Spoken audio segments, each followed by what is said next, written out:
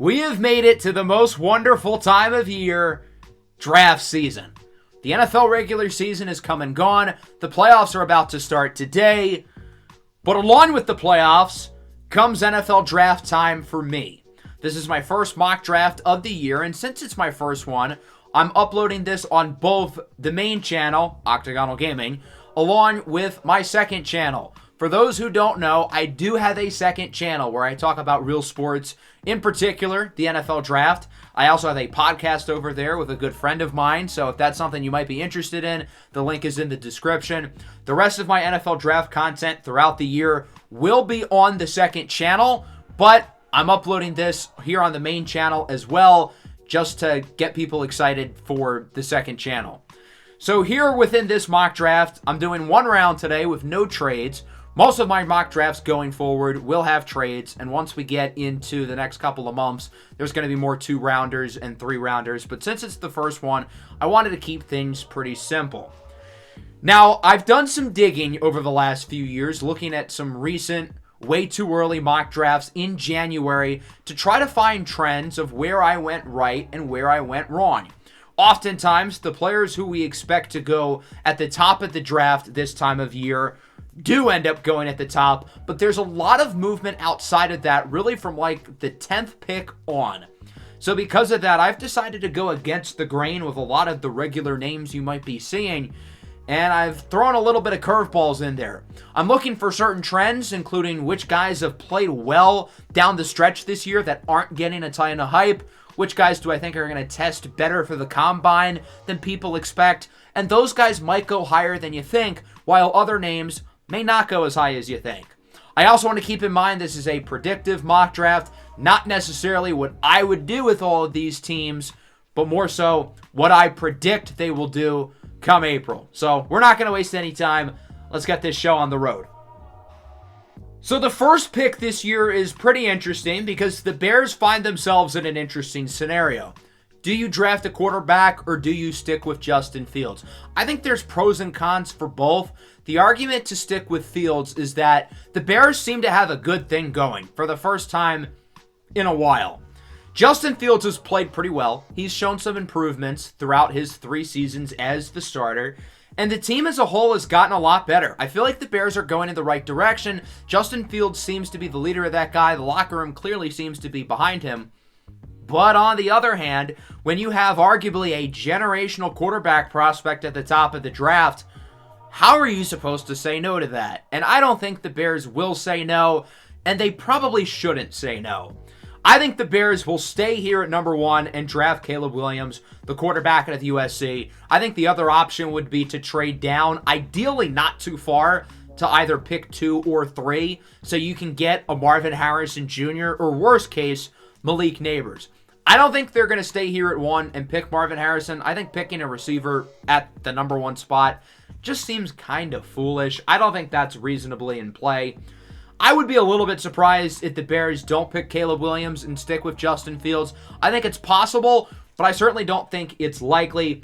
Caleb Williams is a very unique quarterback prospect. He's got the athleticism, he's got the tools, and as an improviser and a guy who can make plays out of structure, I think he could be pretty special, and this probably is the right pick. There's some people who feel like he has character concerns. They don't like that he paints his nails. I think that's really stupid. I think people are just trying to find reasons to dislike him. I think he's going to go number 1, and I think that's probably the only correct choice here for the Bears. So with Caleb Williams off the board, that makes the Washington Commanders pick here at number 2 pretty easy. They're going to go with Drake Maye, the quarterback out of North Carolina. I legitimately think Drake Maye has a case over Caleb Williams. I would pick Caleb over him, but I understand the argument for Drake Maye. The guy's 6'4", 230 pounds. He's got a rocket arm. He's got a beautiful deep ball. In structure, he's probably better than Caleb Williams. And I think as a passer, he's one of the best quarterback prospects we've seen in the last 5 or so years. And I think more seasons than not, he would be the clear number 1 pick. It's just that he shares a draft with Caleb Williams. I get that Washington has Sam Howell, and he showed some flashes this year. But with Washington making it here all the way to the 2nd overall pick, they would be foolish not to pick Drake Maye. I think this has to be the pick. The New England Patriots here at 3rd is kind of interesting because obviously they need a quarterback. I think Jayden Daniels, the Heisman Trophy winner out of LSU, could be in play. but I'm not convinced that Jayden Daniels is really worth a top 3 pick. Compare him to, say, last year's third quarterback off the board, Anthony Richardson, and despite the fact that Daniels was obviously the better player in college, I think Anthony Richardson was also, in my opinion at least, certainly the better prospect. I think the Patriots would certainly consider Jayden Daniels at 3, and I don't think it would be a horrible pick. I would understand it, but I don't think Jayden Daniels is worth a top 3 pick, at least not right now. And with a player of Marvin Harrison Jr.'s caliber on the board, it's going to be hard to say no. Other than Rob Gronkowski and Randy Moss, the Patriots haven't exactly had blue-chip talent during the Tom Brady era. They've had good receivers here and there. Julian Edelman's being talked about as a potential Hall of Famer. Wes Welker was great as well. But in terms of legitimate, game-breaking talent, the only guys during the Tom Brady era was Randy Moss and Rob Gronkowski, arguably two of the best players of all time at their position. And if we look at Marvin Harrison, there's a lot of arguments that he's one of the best wide receiver prospects, at least of the last 10 to 15 years, right in the conversation with guys like Amari Cooper, Julio Jones, AJ Green, Jamar Chase, hell, even Malik Nabers, who I think is that good. And he's going to be the 4th overall pick to the Arizona Cardinals. Obviously, in an ideal world, you have 3 quarterbacks go in the top 3, and Marvin Harrison Jr. falls to your lap. But Malik Nabers really is not that much worse. He is a spectacular prospect, and you can make the argument, if not for Marvin Harrison, he might be the best overall football player in the entire draft. The kid is that good, and a big reason why the LSU offense was as productive as it was, obviously, was their Heisman quarterback, but also the fact that they had 2 ridiculously good receivers, Brian Thomas Jr. as well. We're going to talk about him shortly, but I think Malik Nabers is the perfect number 1 target for Kyler Murray with the Arizona Cardinals going forward. I think this is a great pick. The Los Angeles Chargers at 5 are certainly interesting because they're going to get a new head coach. They're going to get a new general manager. I think they're going to look for the best player on the board, and that's Brock Bowers, the tight end out of Georgia. The positional value is obviously a little bit questionable. Kyle Pitts was drafted in the top 5, and that hasn't exactly worked out, albeit it's not his fault. He was coached by Arthur Smith. So ideally, whoever the Chargers hire as their head coach, which we'll probably know before the second installment of my NFL mock drafts come out, who it's going to be. And I think that's going to be very telling on if Brock Bowers is a legitimate candidate for the 5th overall pick or not. But I think, nonetheless, knowing what we know now, Brock Bowers would make a lot of sense for the Chargers. You got to get another big-time weapon for Justin Herbert. Mike Williams is a free agent. Keenan Allen is still awesome. But how much time does he have left? A guy who's been injury-prone in the past, realistically, has got to start slowing down soon. I think Rome Odunze from Washington could very well be in play, but I think Brock Bowers is a little bit more talented overall. He may not be the freak that Kyle Pitts is, but he's dominant after the catch. And other than Kyle Pitts, the best tight end prospect since probably Vernon Davis. With the 6th pick, Rome Odunze, the receiver out of Washington, doesn't have to wait too much longer to hear his name. I have him going off the board to the Giants. Rome Odunze is a special player. The body control that he has at his size is just utterly ridiculous. Another guy who would be the wide receiver 1 pretty often, but he has to share a draft class with Marvin Harrison Jr. and Malik Nabers. This is another very possible Jayden Daniels landing spot. I really thought about it here, but the Giants did just pay Daniel Jones $160 million, and Daniel Jones missed most of the year. So unless you're completely sold on Jayden Daniels, which if you are, run the card up. But if they're not, I could see them trying to ride it out with Danny Dimes for another year. Give him a legit wide receiver 1. That's exactly what Rome Odunze is. With the 7th pick, the Tennessee Titans select Joe Alt, the tackle out of Notre Dame. I think he's a little bit more consistent compared to Olu Fashanu out of Penn State. The Titans just need stability on the offensive line. They drafted Peter Skoronski out of Northwestern last year. He has slid over to guard. Now you're going to get your franchise left tackle with Joe Alt, who's been a phenomenal starter for the Irish since his true freshman season. And he's just the model of consistency. Didn't grade lower than 66 this year as a junior per PFF. I think the Titans are really going to like his consistency and his overall body of work as a 3-year player with Notre Dame. And I think he's going to be the perfect guy to add to that offense. And then with the 8th pick, this is where Jayden Daniels is off the board. I have him going to the Atlanta Falcons. If Atlanta's not sold on him, I could see them going in another direction. But Desmond Ridder is obviously not the guy. They're going to get a new head coach, but general manager Terry Fontenot is entering year 4.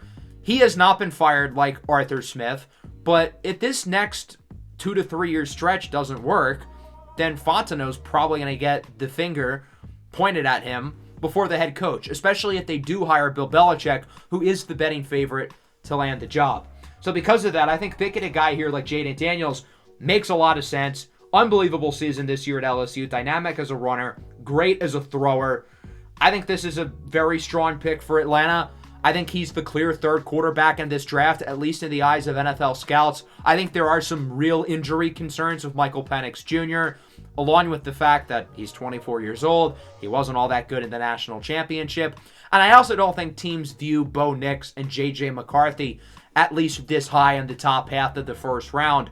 So if you want a quarterback here, Jayden Daniels, I think, is the clear play. I think this is a good move for Atlanta. I would say pick 9 might be the first surprise of the draft so far. I had the Chicago Bears selecting Dallas Turner, the edge rusher out of Alabama, top defensive player off the board. It's maybe not who you would have expected, like possibly ZhanNewton, Latu, or Kool-aid McKinstry. Dallas Turner had a really good season this year with Alabama. He played well in some big games. 11 sacks, 33 quarterback hurries, 11 QB hits. Really, really talented player, and I think he'll be able to fit the Bears' defense. They really improved on the defensive side of the ball throughout the season. Last year, they were a train wreck, especially up front, but they really got better. I think they're still missing that alpha pass rusher, and I think Dallas Turner very well could be that guy as he ends up as the top defensive player off the board. The Jets here at pick 10, this was a pretty easy pick. I had them selecting Fashanu, the tackle out of Penn State. I think he's got a little work to do in terms of his technique, but I think the upside with him is really, really good. It's no secret the Jets need help on the offensive line badly, so this was a pretty easy one. With the 11th pick, the Vikings are going to go in the secondary. Their current regime has really valued improving the secondary, but it still needs a lot of work. And I have Nate Wiggins out of Clemson as the first corner off the board, which might be a little bit of a surprise to some. But Nate Wiggins is a guy who's played really well throughout the year. Good size and length, 6'2", 185 pounds, long arms, solid athlete. He was very solid this year in coverage. Decent enough ball skills, certainly improving in that area. I know Kool-aid McKinstry might be the big name here. I know Cooper DeJean is a guy who a lot of people might think the top corner will be. But I think Nate Wiggins really has the NFL body that teams are going to like, especially a team like the Minnesota Vikings. ZhanNewton is the 12th pick here to the Denver Broncos. Get a body up front. Newton's a superbly talented player. He has been dominant over the last 2 seasons. As a run defender, he's really good. As a pass rusher, he's made great strides. And I think the Broncos are going to look for some more beef up front. Obviously, quarterback's a big question mark with them. Russell Wilson probably not going to be back next year. But I don't think there's a quarterback worth being selected here. Again, I don't think Michael Penix's stock is as high as people think. The Raiders here at 13 select Terrion Arnold, corner out of Alabama. So he's the top Alabama corner over Kool-aid McKinstry. And it's not that I don't like Kool-aid, I really do. But Terrion Arnold's a guy who's really improved throughout his Alabama career, really improved throughout this season, really solid ball skills. Again, good size and length. And I think teams are really going to like his overall skill set. And I think he'd be a good fit with the Raiders, who are looking for more talent in the secondary. Again, they're another team who we're going to get a lot of answers based off of who they hire as their head coach and general manager. But I think Terrion Arnold's stock is higher than people think, and I think he's going to be a good player. Another guy whose stock I think is going to be higher than people think is Jordan Morgan, the tackle out of Arizona. Really consistent throughout the year on a game-to-game basis. The Saints are a team who have valued offensive line over the last decade. They've used high picks on guys like Andrews Pete and Ryan Ramczyk, and I think they do it again here with Jordan Morgan, who can potentially be their long-term left tackle of the future. He's been really good over the last 2 seasons, this year in particular, and he's another guy who I think is going to go earlier than people expect. Brian Thomas Jr. is off the board here to the Colts. A physical, big-bodied receiver, 6'4", 205. I imagine the Colts would obviously love to bring back Michael Pittman Jr. Regardless if they do or don't, I think they're going to want another big body next to him. And they have looked for this archetype of player at receiver over the last few years. They drafted Alec Pierce in the 2nd round. That hasn't entirely worked out. I think there's still some potential with him, but I don't know if Alec Pierce stops you from making this pick. Brian Thomas Jr. really improved throughout this season. And obviously Malik Nabers got all the attention and all the headlines, and deservedly so. He's awesome. But Brian Thomas Jr. is really, really good as well. 17 touchdowns this year with the Tigers. I think he's going to be a nice fit for this Colts offense. Get another big body target for your young quarterback, Anthony Richardson. Latu is finally off the board here to the Seattle Seahawks with the 16th pick. Really good selection here for Seattle. Gets him another body up front. Maye had a really strong season, showed a lot of promise as a pass rusher. Uchenna Nwosu's a good player, but look, you need another guy there. And Latu's been incredible over the last 2 years. Quite the story with him, a guy who had to medically retire due to neck injuries a few years ago. I'm curious to see how the physicals come back and if that is a concern for NFL teams or if they end up looking past it with how talented this kid is. And I think he's going to be a really good fit on the Seattle defense. 27 sacks over the last 2 years. Tons of pressures. Tons of QB hurries. If you want somebody who can go after the quarterback, Latu is your guy. The run on receivers continue as the Jaguars are going to make a bold selection here at pick 17, going with A.D. Mitchell, the wide receiver out of Texas. Some might argue this is a little bit early, but I think NFL scouts are really going to like this guy. Mitchell's played on a lot of big games, dating back to his time at Georgia, now with Texas. Really solid season this year for the Longhorns. Played well for them down the stretch, and I think teams are going to like his size, frame, athleticism. The Jaguars are looking for that true number one receiver. Calvin Ridley was a little bit of a disappointment. Christian Kirk is really good, but he's not a true alpha receiver, and I think A.D. Mitchell has that type of potential. I could see the Jaguars taking a big swing on a guy like him. J.C. Latham goes to the Bengals here at pick 18. Another really easy pick. The tackles have kind of fallen a little bit. The Saints made a surprise pick with Jordan Morgan going ahead of Latham. This was a grand slam, not even a pick that I really had to think about. J.C. Latham's been a really solid player with the Tide as a 2-year starter at right tackle. Very, very consistent. It's no secret the Bengals need some help on the offensive line. Kool-aid McKinstry finally off the board to the Packers here at pick 19. I don't think his stock is necessarily this low. A lot of people think he's probably going to go in the 9 to 15 range, and that's probably where he belongs, but there were just other players and other fits that I liked more, which leads to Kool-Aid dropping a little bit, and the Packers are going to take advantage. I think this will be a phenomenal selection for Green Bay. They have prioritized talented physical players, especially from big schools. And Kool-Aid McKinstry has the SEC pedigree. He's been a very quality starter for Alabama over the last 3 years, but he's also very consistently improved during his time with the Crimson Tide. I think this would be a grand slam pick for the Packers. Kamari Lassiter here at pick 20 goes to the Los Angeles Rams. Lassiter's a guy who really improved this year at the University of Georgia, and he was really consistent for the most part. That's the thing that sticks out the most with me. The Rams, I think, need some help in the back end in a very big way. I think they could get exposed a little bit vertically against the Detroit Lions on Sunday, and in the inverse, I think the exact same is going to happen to the Lions defense. But I think Kamari Lassiter would be a nice fit here, and I think the value is fine.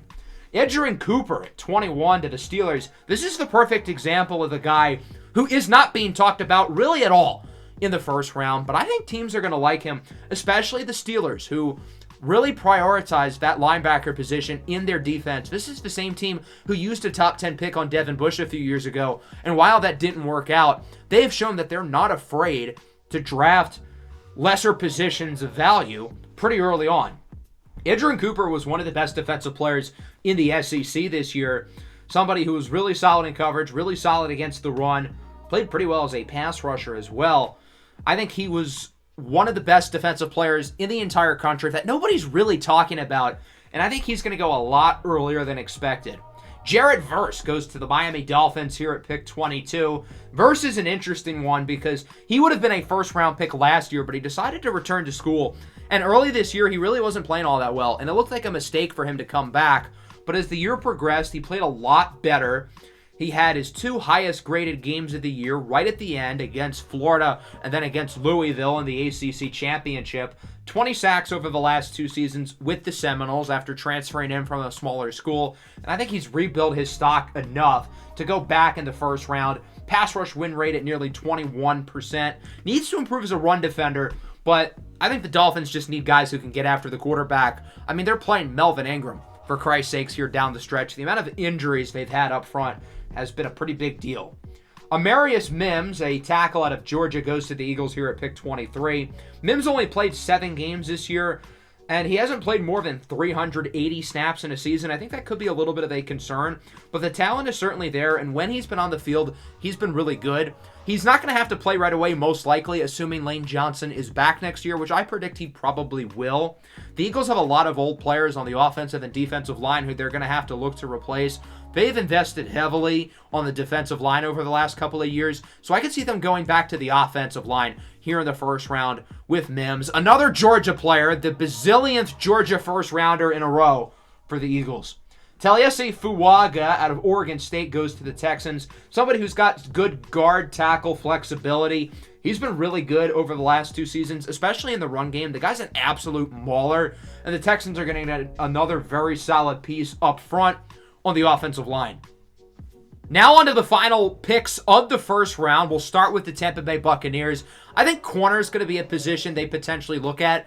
This is a regime that has valued corner very highly, and I think they could look to get some more blue chip first round talent in here. And Quinion Mitchell's a guy who hasn't been talked about a lot, mainly because he's playing at Toledo, but the kid is really, really good. Yeah, he hasn't played against the best competition in the MAC, but over the last 2 years, he has been absolutely brilliant, and I think teams are going to look past the competition and see a really, really good football player. The Buccaneers have had some success with small school guys in the past, and I think Quinion Mitchell will be a great fit for them.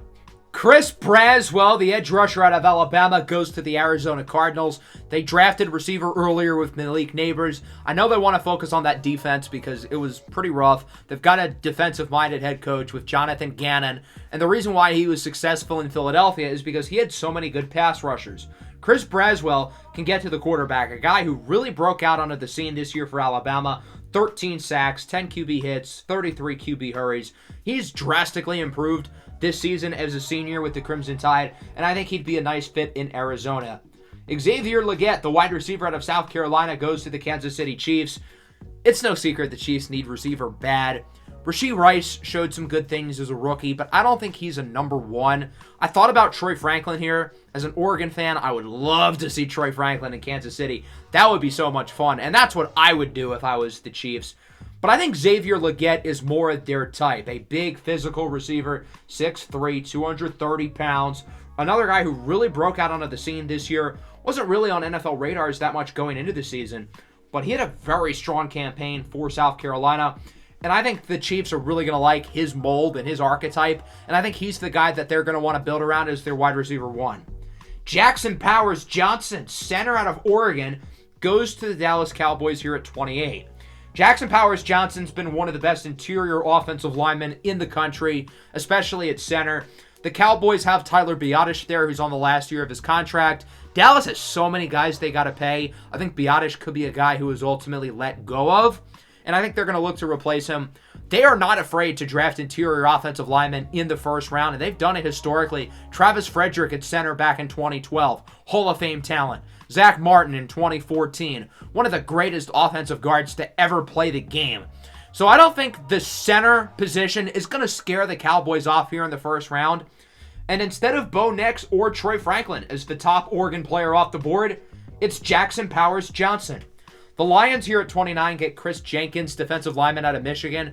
I think this is the latest we see him go. I think he's going to be picked a lot earlier than people expect. A really impressive athlete. I think he's going to wow people with his testing. He really improved throughout the season at Michigan. He played well in big games. 70.9 grade against Ohio State per PFF. 70.9 against Iowa. 74.4 against Alabama. 81.5 against Washington. He played at his best when the lights were the brightest. And yes, Michigan has a loaded defense with other great players on all 3 levels. But I think Chris Jenkins is going to be a guy who's got an opportunity to have a really good NFL career. He's versatile on that defensive line. Michigan's played him at a variety of different positions, and I think his overall flexibility is going to be something that the Lions really like. They like guys who can move around on the line, can do a few different things, and it's no secret this defensive line needs help. Aiden Hutchinson's a great edge rusher. Aleem McNeil is great inside. The Lions have other talented and some highly drafted players there, but I think they could use another blue chip talent up the middle. I think corner's another area that they could look at, but I think they're really going to like Chris Jenkins. Cooper DeJean finally off the board here to the Baltimore Ravens. I think he was a little bit more inconsistent in coverage, especially down the stretch, than what people think, which is why I have him going a little bit later than what his projection is according to the consensus. I still have him going in the first round, though. He's still a really, really talented player, and the Ravens could use some more help at corner. Marlon Humphrey's not getting any younger, and they could use some more guys there anyway to begin with. Jalen Polk in the first round of the Buffalo Bills. Maybe not the receiver people would have expected. I think people would have expected Troy Franklin, of course, go Ducks. Maybe Tez Walker, Keon Coleman, Xavier Worthy. But I think they're really going to like Jalen Polk, who, similarly with Brian Thomas at LSU, didn't get all the attention because of the number one alpha receiver they had there.